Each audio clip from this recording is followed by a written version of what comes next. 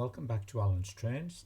I'm going to look at the Stockton Goods Station and how I've extended the elevated sections. And on the right there is a false wall which hides a lower level main line and an incline main line. The plan is to extend over the hidden lines to allow for trains to move up and down the incline. I've shown this view because this is part of that part of the layout.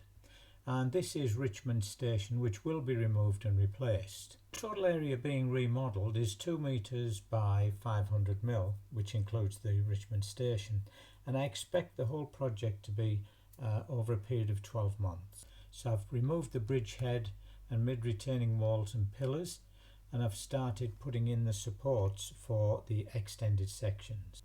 As always, I rely on Inkscape to make the main parts, and in this case in paper first, which I use to check that they fit, and then I use a 1.5 mm whiteboard. To the left side here that I've added the small wall in, plus the floor extended to the right of the goods station, and I've fitted the support under the tunnel roof.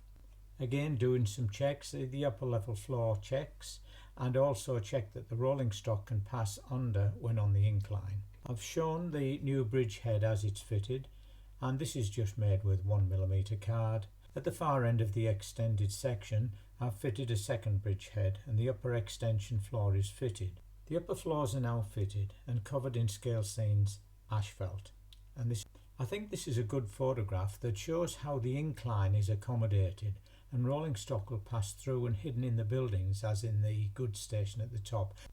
And on the right you can see the lower main line, and I've left some space there for access for cleaning the track. I've just started on a bit more of the detail, and the under bridgehead gird is fitted, and the goods station fencing has been extended just using undercut 1 mm card. This is an overhead view of where the track layout is, and you can see starting at the top there's the hidden main line that passes at ground level, then the incline coming down, and then all of the other track that goes through a hidden tunnel and then into Richmond Station.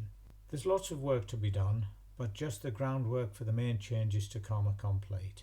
I now have to design the tunnel entries, the piers, and then start building again. Thanks again for watching, and any questions please add to the comments, and I'll show all of the Inkscape buildings and the scale scene finishes in the next video.